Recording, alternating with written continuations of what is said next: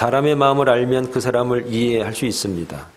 사람의 마음을 모르니까 이해가 안 되고 대화가 안 됩니다. 하나님의 마음, 뜻을 알게 되면은 하나님을 이해하게 되고 그분과의 관계를 개선할 수 있을 것입니다. 신구약 전체를 통해서 하나님 자신의 생각과 마음을 함축적으로 표현한 것이 오늘 본문의 말씀입니다. 하나님의 뜻이라고 하는 것은 아마 이것이 유일할 겁니다. 본인, 즉 하나님의 마음을 정확하게 뜻이라는 단어를 세 가지로 나눠서 말씀을 하시는데 첫 번째 하나님의 뜻은 항상 기뻐하라 그렇게 말씀하셨습니다. 두 번째 하나님의 뜻은 쉬지 말고 기도하라 그렇게 말씀하셨고 세 번째 하나님의 뜻은 범사에 감사하라 이렇게 우리에게 말씀을 하십니다. 이 세 가지 하나님의 뜻을 오늘 우리에게 주는 유익이 무엇인가 하는 겁니다. 하나님의 뜻을 우리가 알았다면 그 뜻이 오늘 우리를 통해서 어떤 유익을 줄 수 있는가? 오늘 말씀에서 하나님의 뜻을 알게 되면서 하나님과의 관계를 더욱더 좋아지게 또 그렇게 될 수 있기를 기대합니다. 또 그분의 뜻대로 살아가면서 하나님의 뜻이 우리를 통해서 많은 사람이 알게 되고 또 많은 사람이 확인할 수 있는 그런 삶이 오늘 저와 여러분들의 삶이 될 수 있기를 간절히 축원을 드리겠습니다. 하나님의 뜻 첫 번째에는 항상 기뻐하라 그렇게 말씀하고 있습니다. 원어에서는 이 기쁨이라고 하는 단어가 두 종류로 나눠서 설명을 하고 있습니다. 하나는 헤도네라는 단어인데 이 단어는 육체적인 쾌락, 즐거움, 엔조이를 말하는 겁니다. 또 하나는 카라라는 단어인데 이것은 영적이고 정신적인 즐거움을 말합니다. 그런데 이 헤도네는 사람들에게 절대로 만족을 주지 못합니다. 오히려 더 깊은 갈증으로 빠져들게 만드는 그런 역할이 헤도네, 기쁨이라는 뜻입니다.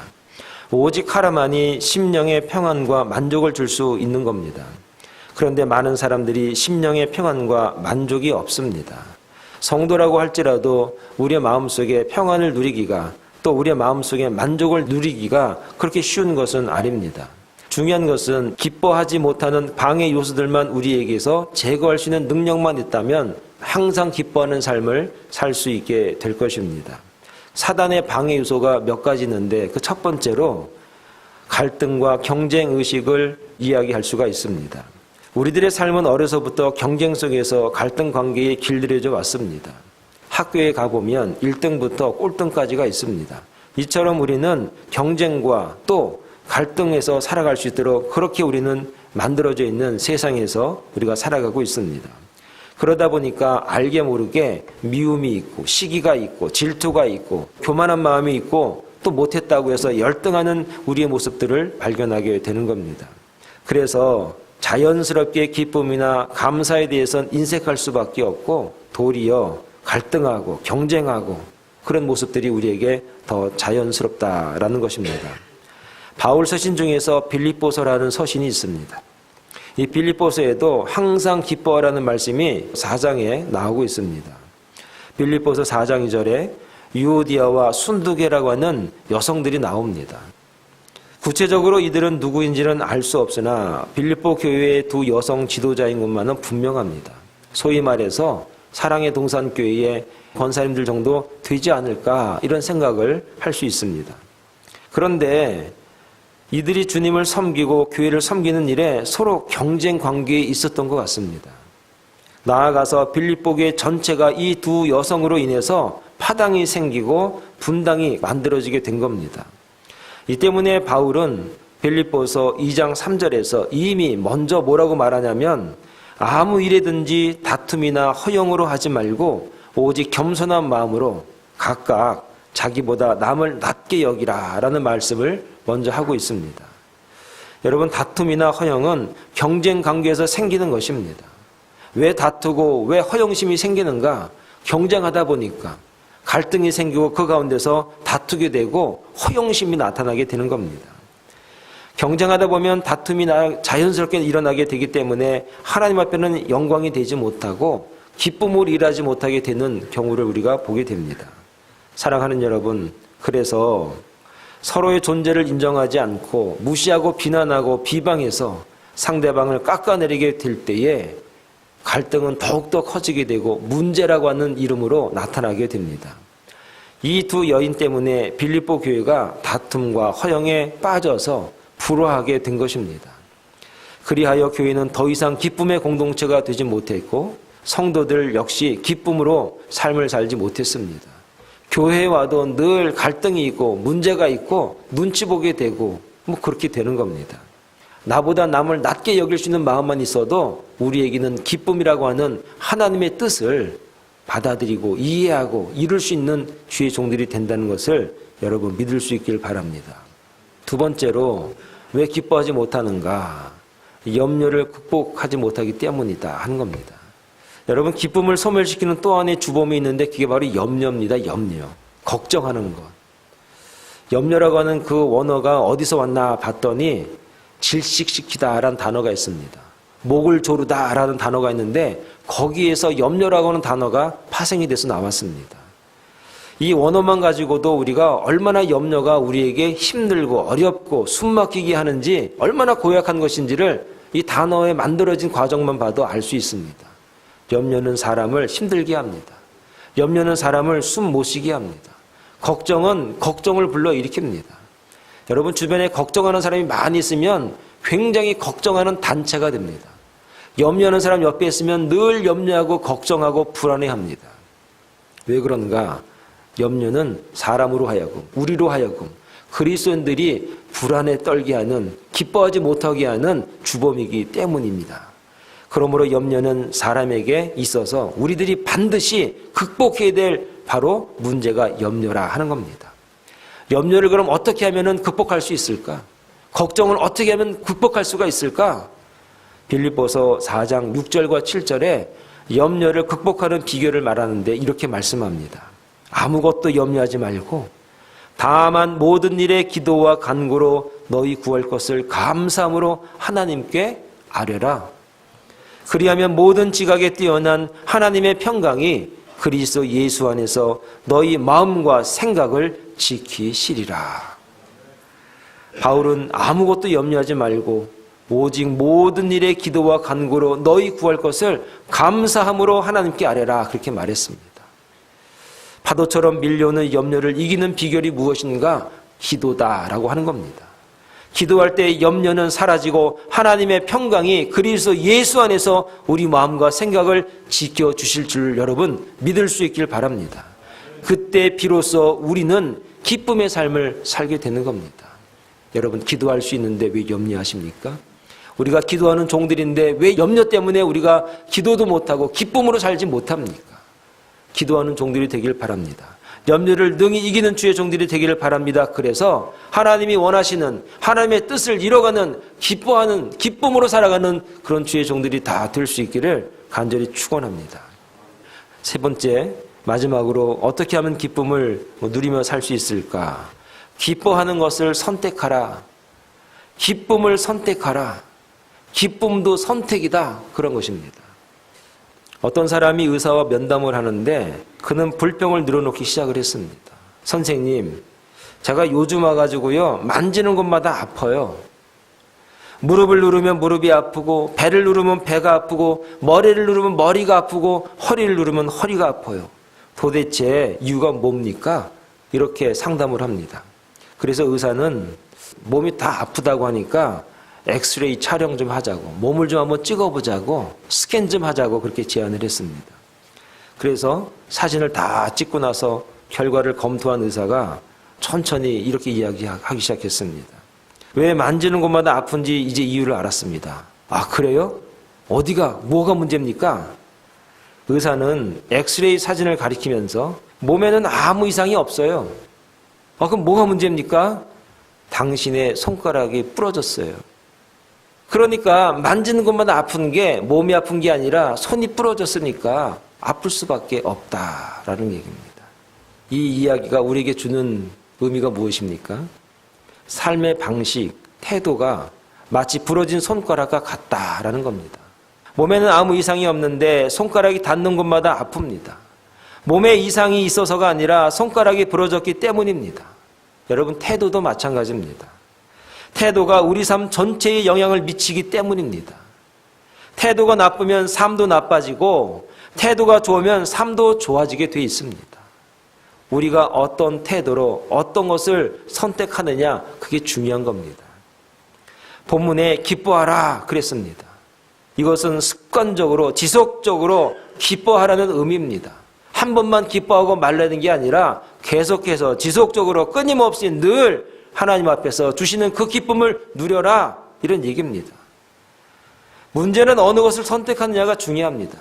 항상 기뻐하라, 이것은 기뻐하는 삶을 선택하라는 주님의 명령입니다.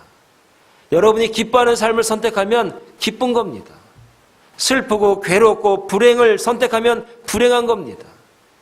오늘 저와 여러분에게 있어서 분명히 이런 갈등이 우리 가운데 있습니다. 내가 무엇을 선택하느냐, 내가 기쁨을 선택하느냐 아니냐, 그 차이라는 얘기입니다. 사랑하는 여러분, 오늘 저와 여러분들에게 주어져 있는 삶이, 상황이 좋지 않습니다. 불행하다고 여길 수 있습니다. 그러나 그 가운데서도 하나님이 기뻐하라고 말씀하십니다. 기쁨을 선택해라. 기뻐할 것을 바라봐라. 기쁨을 맞이해라. 기뻐하는 삶을 선택하라. 이 말은 내가 어떠한 마음을 가지느냐에 따라서 기쁠 수도 있지만 그렇지 못할 수도 있다. 사랑하는 여러분, 저와 여러분들은 기뻐하는 것을 선택하는, 기쁨을 선택하는, 기쁨의 선택을 소유하는 주의 종들이 될 수 있기를 간절히 축원합니다. 어떻게 하면 우리가 하나님의 뜻을 이뤄갈 수 있을까? 큰 두 번째는 쉬지 말고 기도하라. 여러분, 쉬지 말고 기도하라는 말은 절망을 하지 마라, 그런 의미겠죠.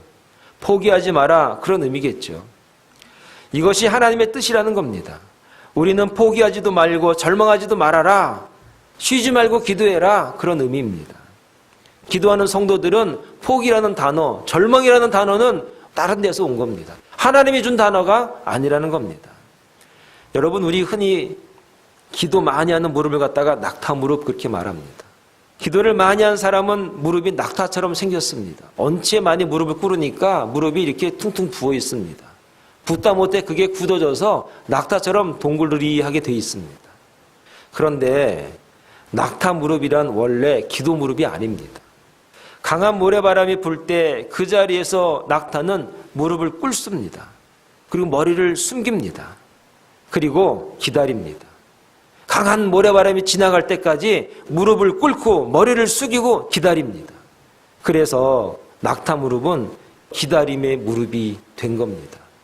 사랑하는 여러분, 기다림은 소망을 품는다는 증거고 포기하지 않는다는 증거입니다. 그리고 기다림은 바로 기도로 이어지게 돼 있습니다. 성도들에게 있어서 기다림의 시간은 기도 시간이 되는 겁니다. 그러나 기도를 그칠 때 기다림은 포기하게 되고 그것이 곧 절망이 되는 겁니다.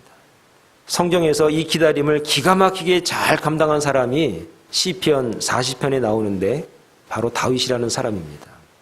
이 시편 40편이 언제 쓰여졌는가 봤더니 사울 왕이 밤낮으로 다윗을 잡기 위해서 쫓아다닐 때 쫓겨다니면서 하나님을 찬미한 시편이 시편 40편입니다. 시편 40편 1절을 읽어드리면 얼마나 다윗이 하나님의 은혜를 사모하고 기다렸는지 그 내용을 우리가 알 수 있는데, 내가 여호와를 기다리고 기다렸더니 귀를 기울이사 나의 부르짖음을 들으셨도다. 내가 여호와를 기다리고 기다렸더니 귀를 기울이사 나의 부르짖음을 들으셨도다. 다윗은 하나님의 때를 기다렸습니다. 무작정 기다리지 않고 기도하면서 기다렸습니다.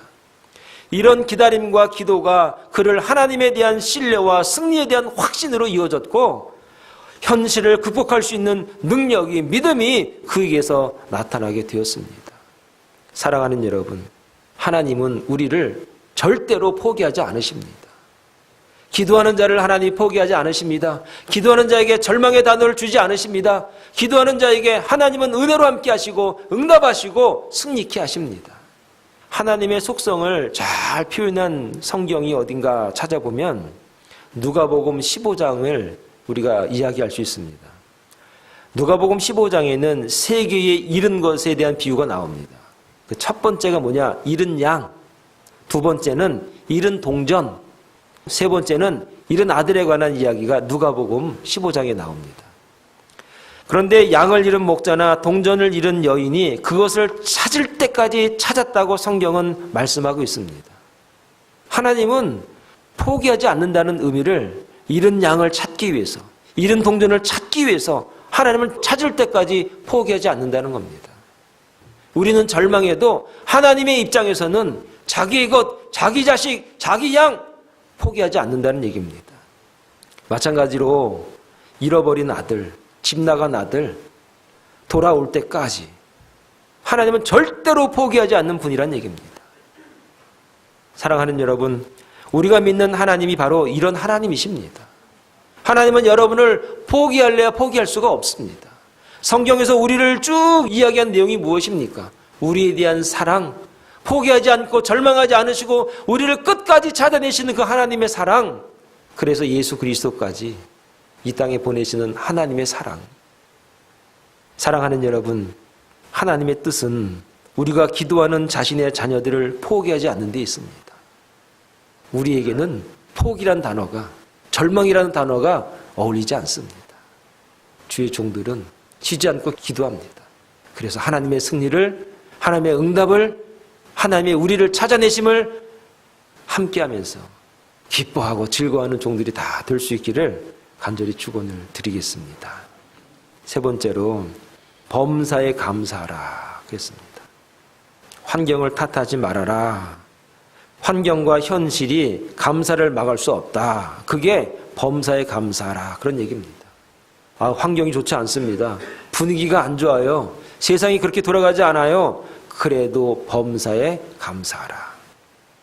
사도행전 16장에 바울과 실라가 복음을 증거하다가 심한 태형, 매를 맞고 옥에 갇히게 된 사건이 나옵니다. 밤중이 되어서 기도하고 하나님을 찬미했다는 내용이 사도행전 16장에 나옵니다. 밤중이라는 얘기를 가만히 생각을 해보면 여러분, 낮에 실컷 맞았습니다. 너무나 많이 맞으니까 기절했겠죠. 너무 아프니까.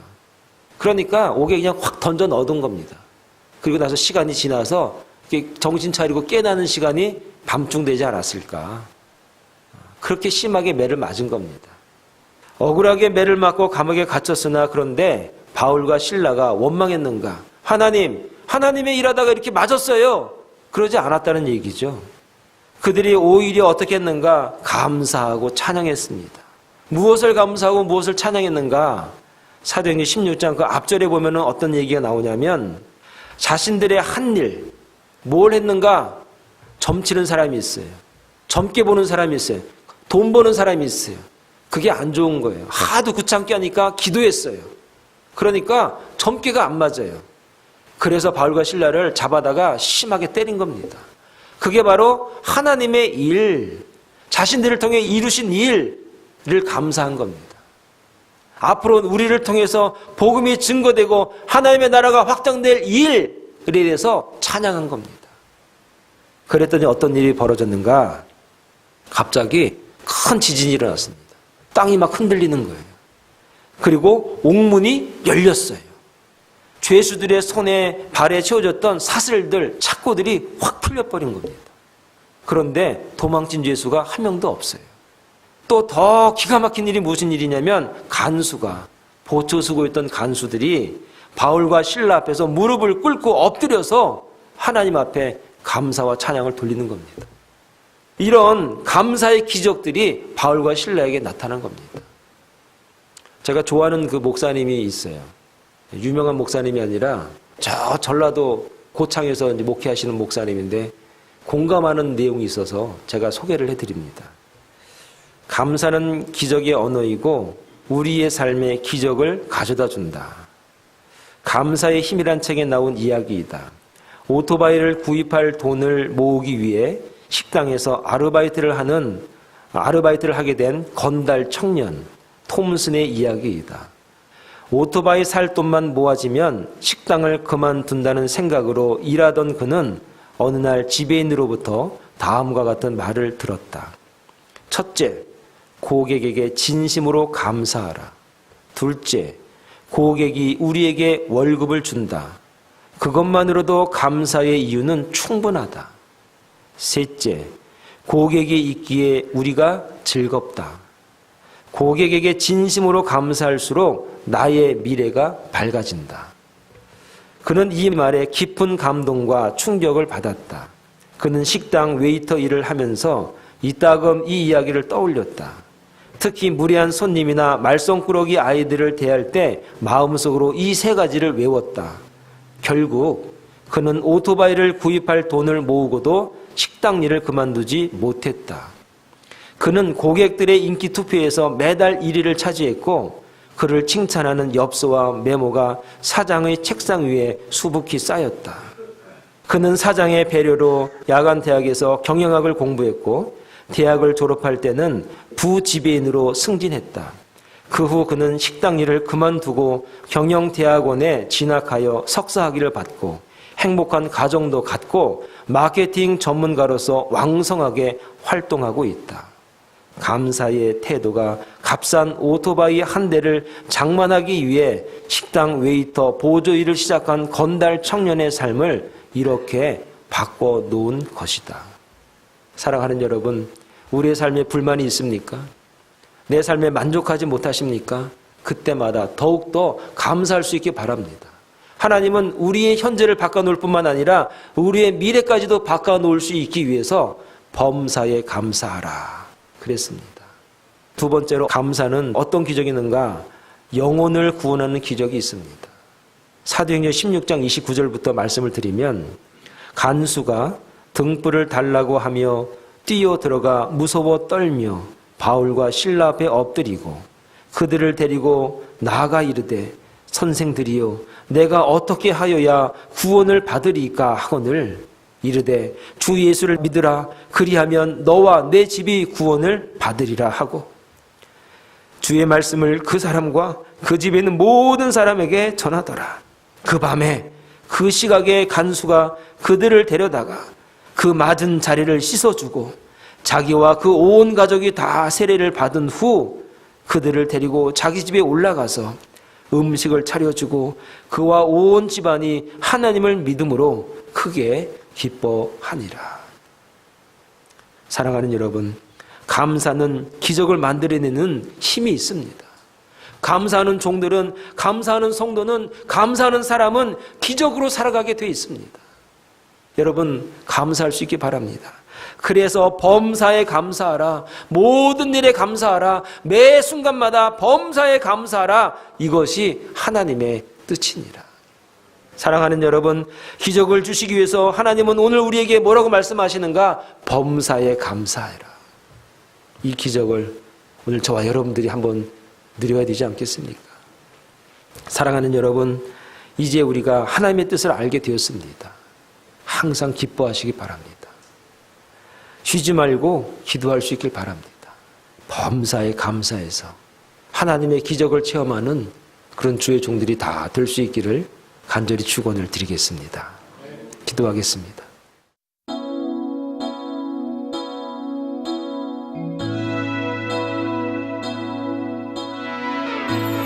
아무것도 염려하지 않아요. 주님이 항상 내 곁에 계시잖아요. 내 앞에 놓여진 일들과 내가 걸어가야 할 길, 아무리 험하고 커 보여도 주님의 마음보다 그 사랑보다 클 순 없어요. 우린 잘 알아요. 주님이 세상을 향해 보이신 그 사랑, 인간의 모습을 빌어 사람들을 끝까지 섬기셨죠. 우린 잘 알아요. 세상을 이길 힘이 영입죠. 주님의 마음과 사랑으로 세상을 바라보아요.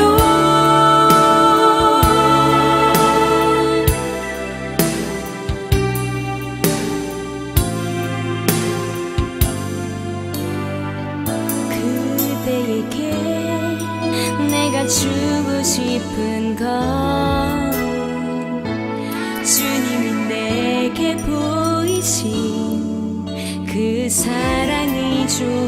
천사의 모습을 하여도 남이 모르는 걸 알아도 주님의 마음으로 섬겨야죠. 그분의 사랑이 있어야죠. 가득 가득해야죠. 우린 잘 알아요. 주님이 세상을 향해 보이신 그 사랑, 인간의 모습을 빌어 사람들을 끝까지 섬기셨죠. 우린 잘 알아요. 세상을 이길 힘이 여기 있죠. 주님의 마음과 사랑으로 세상을 바라보아요. 죽기까지 우릴 섬기심으로 세상을 구원하신 예수. 우리 잘 알아요. 주님이 세상을 향해 보이신 그 사랑, 인간의 모습을 빌어 사람들을 끝까지 섬기셨죠. 우린 잘 알아요. 세상을 이길 힘이 여기 있죠. 주님의 마음과 사랑으로 세상을 바라보아요.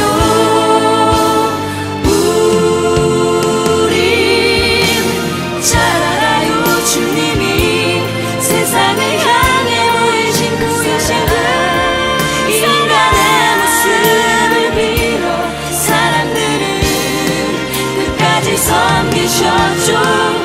우린 잘 알아요. 세상을